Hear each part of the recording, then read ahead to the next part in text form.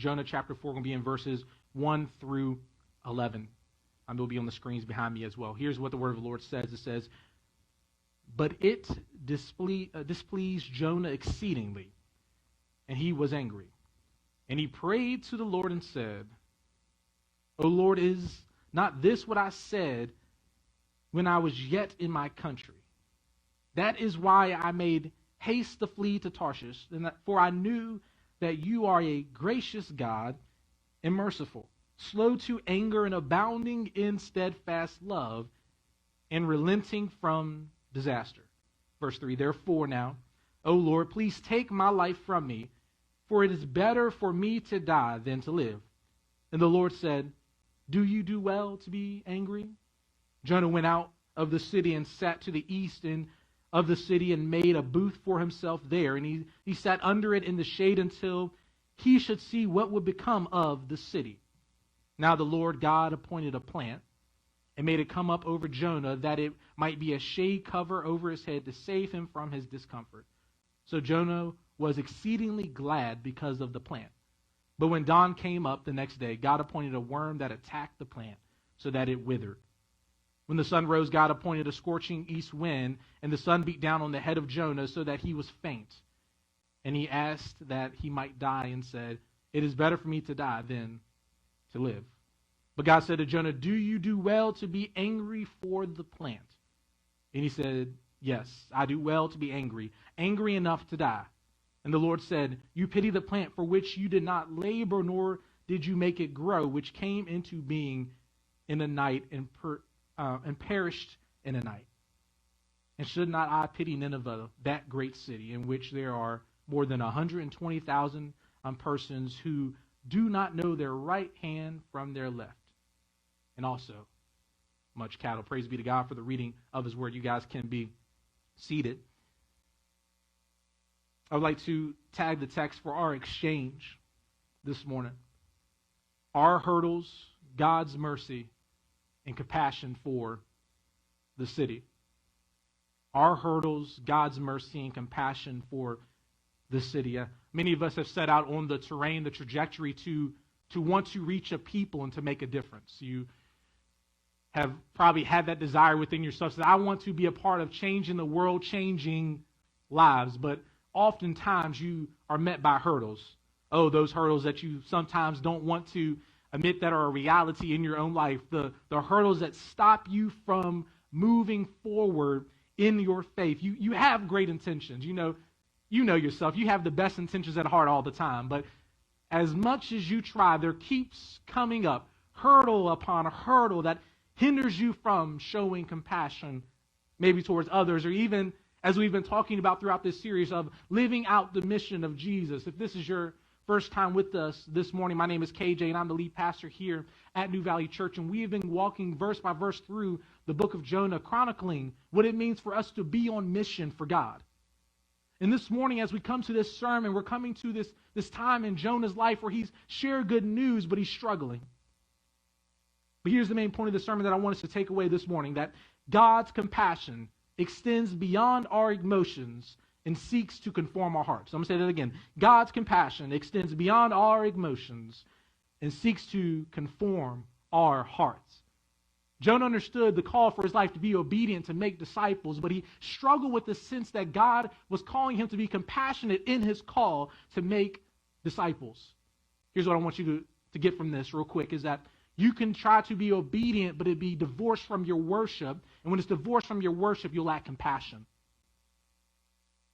Jonah took the steps in obedience. He shared the gospel to the Ninevites, but he struggled with this compassion because after he shared the gospel and God moved, he was struggling. To quote John Calvin, he says, "Hence no one will be a willing prophet or a teacher except he is persuaded that God is merciful."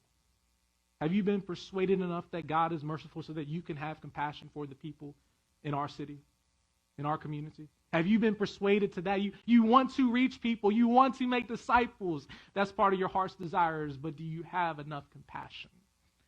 As we turn the corner on this great minor prophet, the prophet that we're saying is the everyday prophet. That's what we've been talking about throughout this series, is that he's like you and I. We can understand who he is, and we're going to understand that throughout this sermon today. but we've seen him on an emotional roller coaster. We've seen Jonah at his highs and at his lows. And friends, if you're honest about yourself, hopefully the people in this room have seen you in your highs and your lows. But here's the good news, that God's mercy meets you along the way. We've seen Jonah refuse to obey God's word and flee in rebellion. But despite his rebellion, God still pursues him.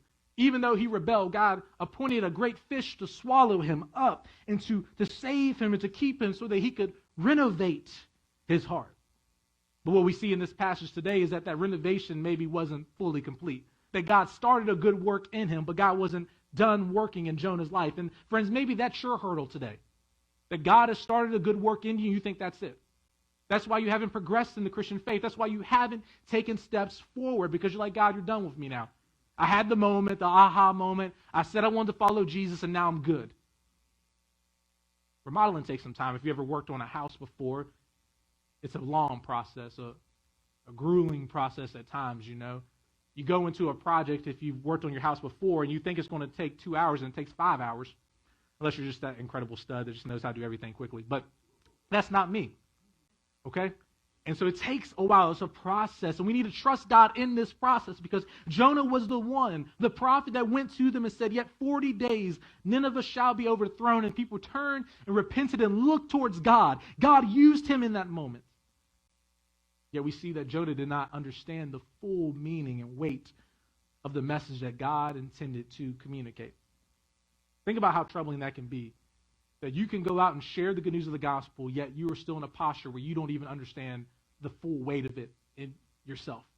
Friends, we're like him in that times, because we can understand what that feels like. Because as we share this good news that Jesus changes lives, this is what this means, is that you can never outgrow the gospel. You can't. You can't. You need this good news for yourself. And this is a moment when Jonah is being confronted with the good news, because God meant this opportunity as a moment for mercy, but Jonah wanted it to be an opportunity for judgment. In verse 1, we see that, man, we would expect Jonah to be ecstatic. You know, God sent him on this mission to go and to make disciples. And, oh man, you should be so happy about what God has done here. He's displayed his mercy. Jonah previously declared in chapter 2 that salvation belongs to the Lord. But now Jonah is so frustrated about what's happening. He's mad at God that he's saying that justice belongs to him. Because God did a work in saving people and moving in their lives, but Jonah is the curator of justice. Jonah is the one that needs to be able to determine justice on his own. And how is he doing that? It's his emotions. Jonah wanted to allow God to dictate salvation, but he believed that God needed him to orchestrate justice. Think about that. If the God of the universe can save, do you think he needs your help to communicate to him how justice should be administered? So Jonah's in this moment. He's dealing with his emotions. And any time that we get so caught up in our emotions, we can quickly find ourselves adrift. It's that moment when we don't have a firm foundation for our lives that's anchored in something that's beyond us. Can we be honest for a moment how quick we are to drift into our emotions? How our emotions can cover us and they can shape us in such a way that we don't even start to see clearly. You're excited one moment that God is working and moving, but you're frustrated in the next moment. It's a moment of you struggling to trust God's providence and his gracious act in saving people. It's our struggles to want to trust God in the fact that he is sovereign, that he has providence over all, and even though that might mean that it doesn't add up with our plans. Friends, that's us. Be cautious on what you're building your life on if it's based on your emotions, because you will make very hazardous decisions. Some of you maybe are sitting on the crossroads right now that you are feeling all these emotions inside of you and you're ready to make some decisions, but it's going to lead you down a bad path. See, in verse 2, Jonah shows that he had been intentional in trusting his own emotions. He had understood that Nineveh was prevailing because God was gracious, but in his opinion, he needed to find a way to justify his actions. Have you been there before? Where you tend to justify your own actions, and you're like, well, there's a reason why I've been doing this. There's a reason why I've been acting this way or feeling this type of way. But look at Jonah's response here. His is odd. He's actually very honest, and I wish we were sometimes honest like him. He says, God, I knew you would be gracious and merciful by extending your steadfast love. I know that you would be everything that I am not. Friends, are you willing to even to be that honest about yourself, that it's not about you actually being that just, it's just that you just don't like what God wants for the world? Is there going to be a point where you'll be honest with yourself? That your issue isn't that you don't think God is right, but you know what he said, you just don't want to be obedient to it and trust it. Maybe if we get to that point, we might be able to move forward in a healthy way. Exodus chapter 34, verses 6 through 7 says this: The Lord passed before him and proclaimed, the Lord, a God merciful and gracious, slow to anger, abounding in steadfast love and faithfulness, keeping steadfast love for thousands, forgiving iniquity and transgression and sin, but who will by no means clear the guilty, visiting the iniquity of the fathers on the children and the children's children to the third and the fourth generation. Jonah knew that passage. He understood that truth, that God is a gracious God. That God is merciful, that he has a process of him relenting from even administering his frustrations and anger. But he does it in a just manner. And friends, for us to move forward in life, we have to understand that that God has a process that's far greater than our understanding. See, God was slow to anger and frustration, and Jonah had room to grow in this area. Friends, and let me ask you this question: are you quick to be angry? Are you that person that everybody knows that is about 2 seconds from blowing up? Is that you? Are you the person that gets frustrated with the way that God is administering his decrees? Friends, this might be indicative of how you are abiding in God yourself. God was still renovating Jonah's heart, but in this moment, he was struggling to give over his emotions to God. He wanted to be obedient, but his heart was far from being transformed. His words, though, are indicative of his heart. And this is the thing, friends. You maybe have been saying stuff this past week of your frustrations. You've been displaying it to other people. Well, I just said it, but didn't mean it. Oh, you know my heart. For friends, your words are attached to your heart. And this posture of Jonah in this moment is indicative of what's going on in his life. The stories that he was telling, his frustrations. They're connected. I'm not saying that emotions don't matter, but our emotions can become a hurdle that honestly sometimes show that we're more emotionally unstable than what we would like to admit. That we allow our emotions to push us to and fro, to move us in whatever direction, but we don't have a foundation that is actually centered on God. And friends, you're not going to have that unless you know his word, that you can recall, you can come back to it, to undergird you, to consider whether or not your anger is proper, if it's right even, to conform you when you're not being compassionate to others. But friends, you need to understand that it can be a hurdle for you. Friends, what are the hurdles in your life right now?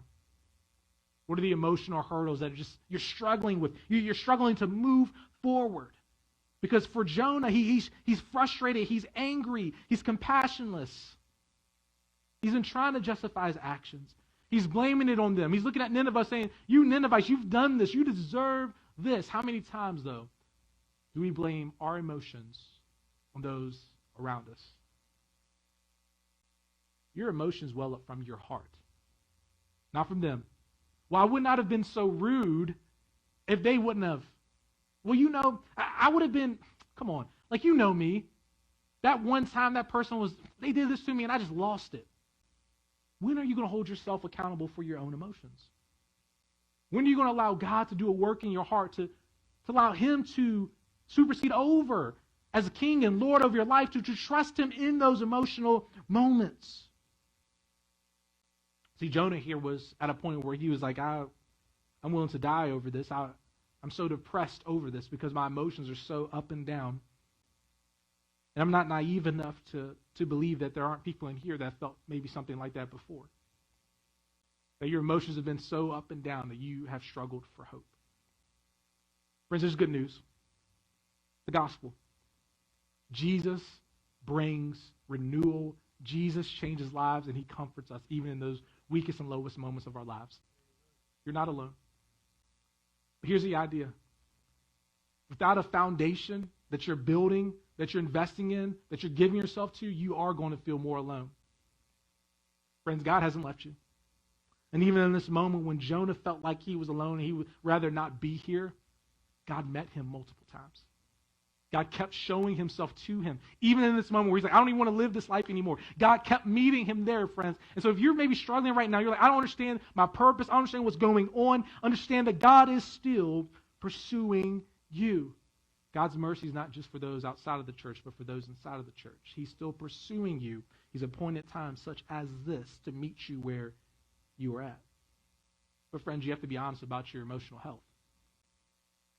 Because when we don't talk about our emotions and where we're at, and this is something that the church hasn't done greatly at times, is that you come in there, you've got to be all perfect. You can't be honest when you're struggling, when you're frustrated, and all these types of things. You do one of two things. The first is this: you come up, I'll show up, and you act like everything's going on.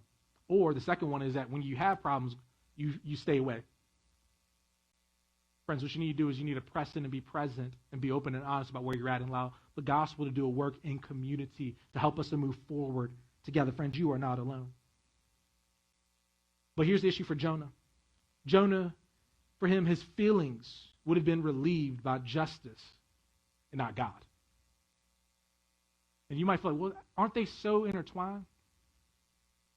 Well, for you, your vision of justice might not align with God's vision of justice, number one. Number two, when you consider justice, is it a pursuit just to find right living here when your heart is divorced from worship? When you believe that justice is going to solve everything for you, but you don't believe that God can satisfy your soul, friends, you're bringing about a massive separation between your worship and how God works in the world. Because what you're saying is unless God does these things, you cannot be satisfied. That says something about your belief about God and your faith and about what's happening inside of you. What you are really believing in those moments is that if things don't go right on the outside, you're not going to be right on the inside. But friends, God meets you in those moments. He confronts us and he helps us to move along when we build our lives on this firm foundation. Let's be real. Let's be frank for a moment. I feel like multiple times we've had to bring up 2020, but Lord knows it's been one of those years for us. On so many different levels, and I can go down on a list of the craziness that's happening within our culture on so many different levels. And I don't know where you're at on the spectrum in the sense whether it's we're mourning lives lost on so many different fronts. We're mourning lawlessness happening in cities. We're mourning all these just different things happening. And it looks like in these moments that, is there hope? Is it? Is there a way forward for us? And maybe you've been emotionally tempted to try to reflect on the circumstances that are around you and say, well, I can really put the pieces together. I have the plan, the solution for justice. But friends, in those moments when you're struggling to find hope in the midst of 2020 in general, do you remember who sits over all of creation? See, Jonah forgot that in these moments because he's upset with God as if he's not over all of creation. Maybe in this season you've questioned, is God good based on what's happening? I mean, nobody expected Corona to hit and people to be out of jobs, families hurting. Schools are in chaos right now trying to figure out how to move forward. Nobody expected this. Have you reflected on whether or not his mercy is adequate? See, friends, your perspective is limited in this season. But you need to remember that God's scope for the world, his vision, is far greater than yours. We got to remember Scripture as it says that God is going to work this out for the good. We got to trust him, even though we don't understand what's happening right in front of us. So if you're bent to figure it all out on yourself, friends, I want to encourage you to reorient yourself towards God. Trust his good plan. Seek to advocate in the ways that you can. I'm not saying don't care about what's happening around us, but what I'm saying is, who do you trust that holds tomorrow in his hands? in verse 5, Jonah didn't respond to some questions that were asked of him. Here's what God asked of him. He said, do you do well to be angry? Do you do well to be angry? Think about it, friends. What are you angry about right now about 2020? And if you haven't hit a point of anger at some point about being frustrated, you're better than the rest of us. Because, and maybe I'm the only one in here that's been like, man, like this is dumb. Like what's going on right now? Like, because so many different things are like hitting us. You know, it's from so many different directions. But the question we must ask ourselves, do we do well to be angry? Like, what is your anger actually doing to your soul? Is it hardening your heart? Is it leaving you compassionless? Are you slow to mercy? Are you slow to actually love people and to pursue them? Friends, how is your anger helping you to love people? See, God can release you from your anger if you trust him along the way to be central to your life. But God is asking this tough question for a reason. He's really trying to get at, are we actually justified in these feelings? And friends, we don't like the tough questions.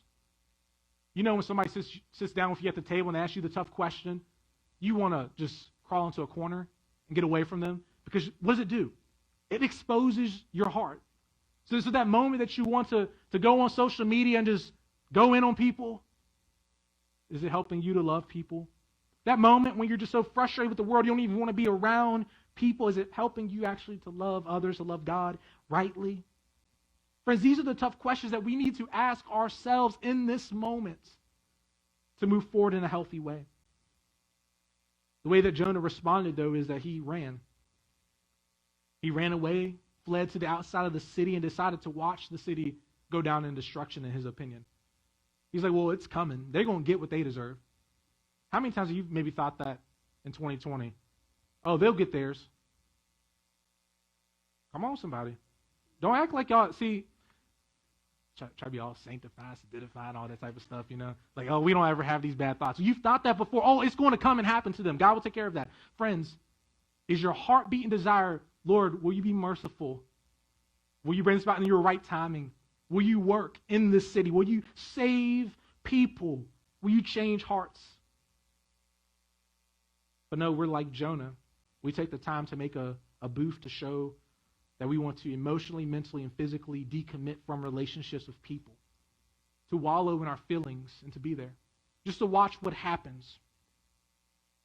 Maybe that's been you. You've been, I'm done with people right now. Everybody's lost their mind. You've probably lost your mind too along the way. Have you been that stubborn before that you just wanted to sit on the outside and just to watch, waiting to see what will become of those around you? Pulling yourself away from people, but you're struggling and suffering by yourself. See, Jonah takes this posture, but God still meets them by his gracious hand. In verse 6, God continues to be gracious and merciful to Jonah. Even though he was being stubborn, God still met him outside of the city by providing shade for him. Think about that. Jonah's the one that's running away from what God's calling him to do. He moves away from it, goes to the city, and God could have just been like, well, you're on your own now. But God, in his grace, in his mercy, comes to him, and he appoints a plant. Look at that word, appoint. The same word that he used earlier on for the great fish, not a whale, great fish. He pointed a great fish, and I'm just messing with y'all. Sorry, VeggieTales, you know. And so he pointed a great fish in this moment to be gracious to him. God's hand is working and moving. So he points this plant. God intervenes through his providential hand to remind us who he is and what he wants to do in the world. And maybe in these moments when you've been quick to anger or your emotions have been array, God has brought you to these moments to remind you who he is. God could have left Jonah uncomfortable, but God showed compassion to him. So if someone did that to us, what Jonah did, we'd be really tempted to let them just roast, you know. Like the sun's out there, are you on your own? I could give them some water, probably not. You'll be okay. You're dumb enough to sit out there yourself, you know. Those are the thoughts that go through our minds at times. But that's not God. God's far greater than us in his compassion, his mercy, and his love. He pursues people well and rightly. You might wonder, though, how many times, though, is God going to show mercy to a guy like this? I know we're not keeping tabs, but we need to remember that God's not keeping tabs either. That the grace displayed and administered to us from Jesus is similar to that. That Jesus keeps displaying his grace and his mercy to us even though we keep making mistakes. God's hand is still working and moving in our lives even though we are stubborn, even though we don't want to care well for the people around us. God is meeting us in a similar way. And in verses 7 through 8, we see that God has another appointment for him. He brings about a worm to attack the plant. Why would God do something like this? You're like, isn't that mean? But he's trying to get him to his heart to understand again. You might say, why, God? But God allowed the sun to beat down on Jonah to a point of him becoming faint. Now, I've basically fainted before. It's not fun. I was playing in a soccer game and dehydrated that day. Didn't really eat or drink much. It was a really dumb decision. And, man, I saw, like, everything, like the tunnel vision coming in. Boy, whew, I was trying to avoid it. I'm, like, walking off, stumbling and whatnot. I did drop, though. Yeah, it wasn't fun. So I end up dropping, though. But here's the point. God allows him to this point to understand how's he going to respond. He's being stubborn. Okay, are you going to understand who actually holds the world together, who actually works on your behalf and cares well for you? But no, what is Jonah's response? I'd still rather die because it's better than living, because the plant is gone. You allowed the plant to die. See, this is not Jonah having a deeply Christ-centered understanding of what it means to gain death by being with Christ. Okay? No, this is Jonah unsatisfied with his circumstances because he has been wallowing in his emotions. Friends, have you been wallowing? Have you been so stuck in your ways, so frustrated with yourself and your emotions or what people are doing to you that you would rather depart than have your heart changed? Or maybe not even depart, you'd rather just be stuck in your ways. In verse 9, God asked him another great question. Do you do well to be angry for the plant? Is the plant really worth all of this, Jonah? Jonah's at a point of irrationality. I have to say that. As of now, there could be some of us who are caught so deep into our emotions that you just become irrational. You all know it. You've been there before. You're just like, I don't even know what I'm doing, but it makes sense to me right now, and I don't really care. The person, like you've been there on the other end of that conversation, you're like, you're not making any sense. I don't know what's going on. But no, this is my way, You've been there in conversations with people before, okay? You've been to the point where your emotions have captivated you to an extent where you are rational. But how does Jonah respond? He says, I am right to be angry. He's made his justification. He's not satisfied with God's plan. His frustration, his anxiety, his unhappiness has actually prevented him from moving forward in life at this point.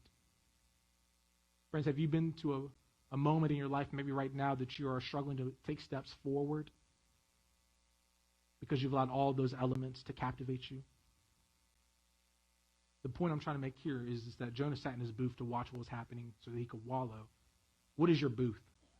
Is it that you just go into your room at night to get away from everybody? You go to your man cave or whatever, go watch the game and just put your mind off of things? You just got to go do some work in your garage just to get away so you can wallow? What's your booth? What is your booth of how you deal with your emotions? Is it work? Well, I'll just work myself all the time because that's how I really deal with it. When you haven't really dealt with anything.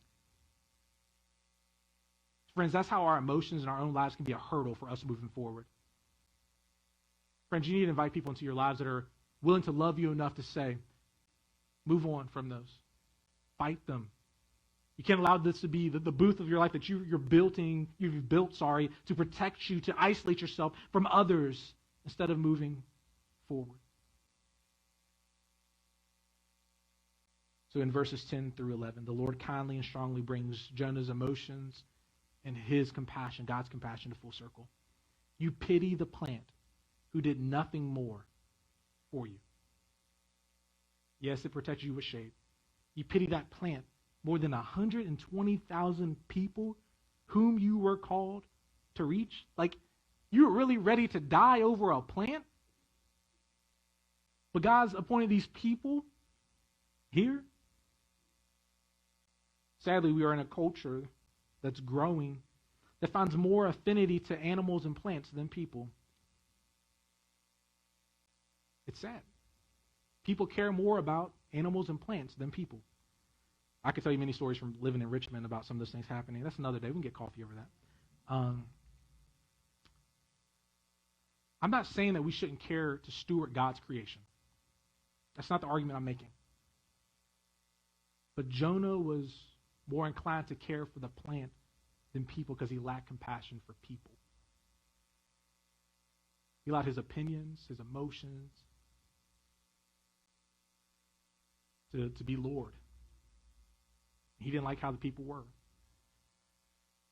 So he stayed there. Maybe it's not a plant for you. Maybe it's your family over other people. Maybe it's your employees over other people. There might be certain things you place in your life over other people because you just don't like them, because you don't believe they deserve mercy, compassion, grace, and love for the Lord. Maybe for you it is plants. Maybe it is for you animals. Maybe you have a bunch of cats or something like that. No offense to those people. But cats, dogs, etc., but you're like, I'd rather be with them than people because they don't treat me this way. Those are real things people say.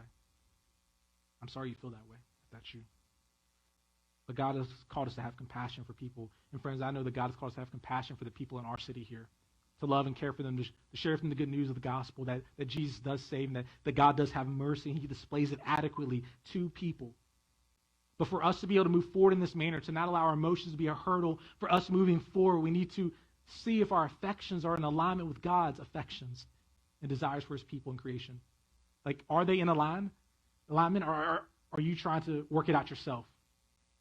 Do you have a framework for how you should care for people that's different than other people, or that maybe you've seen other people living in a particular way and you say, well, I want to live like them, and they don't care about what other people think, and they don't care about all these other areas of life, so I'm going to follow suit in that way. When in reality, you're probably following somebody who's not even a Christian in the way that they do things. And so that's a struggle as well, guys. But how do we have a Christ-like vision for people and care for them and show with them compassion? 2 points of application I want to make for you to make sure we draw out. First one is this. Your anger and emotions can prohibit you from the mission. Okay? Your anger and your emotions can prohibit you from the mission. We all believe our anger is justified. However, when we become angry and frustrated, we need to filter our anger and frustration through the gospel. Is it actually just anger? 95% of the time, it probably isn't. And even if it is just anger, sometimes we sit on that anger too long, where it actually starts to harden our hearts and turns us away from moving towards people. As you allow yourself to stay angry, you will not accomplish anything for the mission of Jesus. Maybe that's been you this year. You've been so frustrated about what's happening. You're like, I don't even understand why we should keep moving forward, trying to reach people. Everything is just going downhill. I had that moment for a slight bit, and some of y'all might pickle me for this, but actually, you shouldn't. You shouldn't. So on Friday night, when I saw the news about Chadwick, I was like, you got to be kidding me. I was like, that hit hard. I was like, 2020, really? Like, that's the brokenness of sin in this world to that extent? I mean, it just came out of nowhere. It's just been one of those things. But we felt the impact of sin in so many different ways, But how are we going to deal with our emotions in light of this? Are we going to continue to move forward as people that have hope? Or are we going to live hopelessly? People are watching us. Are we going to live with hope? Or are we going to move forward? Are we going to allow our emotions to prohibit us from the mission? Friends, there's good news for people to hear. I can respond and say, well, I'm just going to chill out now. I need to just figure this out. I'm not saying you shouldn't just process through things and think through it, but it should drive you towards the mission because you want to have compassion for people. You want them to know Jesus, the work that he can do, how he can save us from ourselves. But for us to move forward, we have to understand that by far, the greatest hurdle in our lives is ourselves. You want to know the reason why you struggle to live out the mission? It's not your church. It's not me. It's not anybody else in this room. It's you. You need to stop making excuses. Some of us have been impacted by people, and we say, well, that's the reason why I struggle to be on mission, to live for God, to care well for people, because people have hurt me. Stop blaming it on them. Move forward. I'm saying that in love to you. Because you will prohibit yourself, and you will tend to wallow and not allow the gospel to restore your heart, to help you to find satisfaction in your soul. And friends, if that's you, you've been wallowing in your emotions, I know you're tired. It's been impacting your home. It's been impacting your relationships. And you're struggling right now. And for you, there's good news that God can bring satisfaction to your soul through the cross of Christ.